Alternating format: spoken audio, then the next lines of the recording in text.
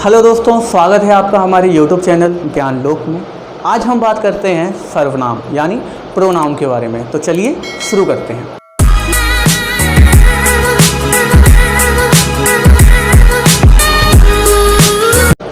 इससे पहले मैं आपको बता दूं, अगर आपने हमारे पिछले वीडियो यानी संज्ञा से संबंधित वीडियो को अभी तक नहीं देखा है तो ऊपर आई बटन पर आप क्लिक करके वह वीडियो देख सकते हैं। तो चलिए आगे बढ़ते हैं।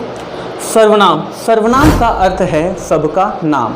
जैसे मैं वह बोल दूं, आप बोल दूं, तुम बोल दूं, तो वह क्या है? वह में राम भी आ जाता है, श्याम भी आ जाता है, सीता भी आ जाता है, सीता भी आ जाती है, मोहन भी आ जाते हैं, मतलब सभी नाम आ जाते हैं। जैसे मैं आप बोल दूं तो आप में क्या है? आपका भी नाम आ रहा है, मेरा भी नाम आ रहा है, ये कलम का भी नाम आ रहा है, मतलब सभी चीज़ का नाम आ रहा है।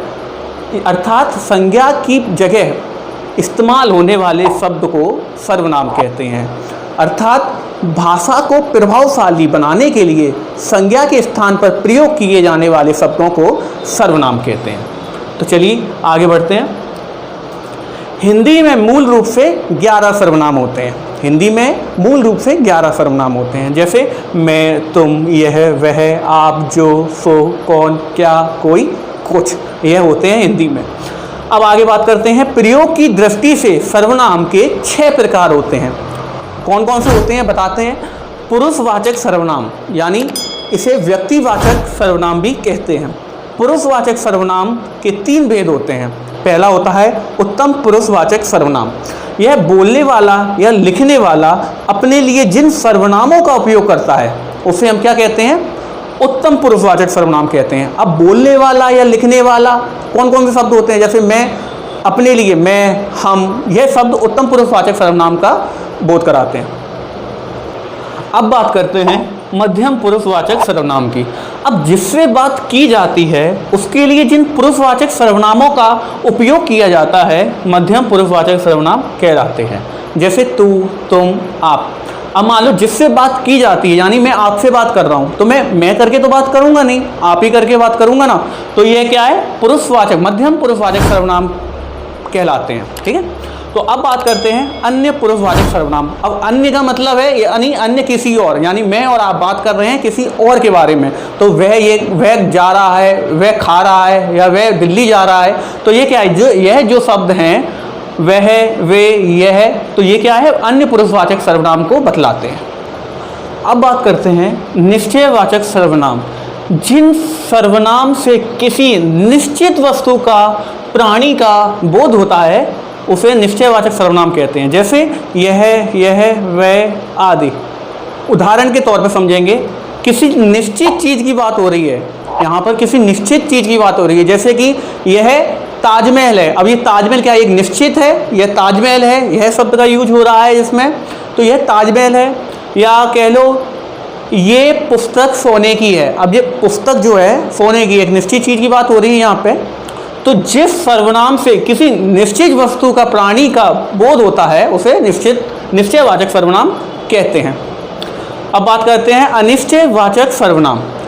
जिस सर्वनाम से किसी वस्तु, प्राणी या स्थान का निश्चित रूप से बोध नहीं होता है उसे अनिश्चयवाचक सर्वनाम कहते हैं। जैसे कोई, कुछ, किसी आदि।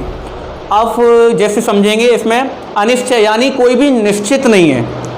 बाहर कोई खड़ा है, कौन खड़ा है? निश्चित नहीं है, कोई खड़ा है बाहर। ठीक है। कुछ तो है, कमरे में कुछ तो है, क्या है? एक अनिश्चयवाचक सर्वनाम का बोध करा रहे हैं यहाँ पे। कुछ तो है कमरे में, भाई कुछ तो है, अनिश्चयवाचक सर्वनाम का बोध करा रहे हैं यहाँ पे। ठीक है। तो जिस सर्वनाम से किसी वस्तु, प्राणी या स्थान का निश्चित रूप से बोध नहीं होता है उसे अनिश्चयवाचक सर्वनाम कहते हैं। अब बात करते हैं प्रश्नवाचक सर्वनाम। प्रश्नवाचक सर्वनाम में किसी प्रश्न का बोध करा रहा है। जैसे कि क्या, कौन, कहाँ आदि। क्या है, वह क्या है, प्रश्न का बोध करा रहे हैं, प्रश्नवाचक सर्वनाम कहलाते हैं। कौन आया, कौन आया पता नहीं है भाई, प्रश्न का बोध करा रहे हैं। ठीक है। तो प्रश्नवाचक सर्वनाम में क्या है? जिन सर्वनामों से प्रश्नों का बोध होता है उसे प्रश्नवाचक सर्वनाम कहते हैं। अब बात करते हैं संबंधवाचक सर्वनाम।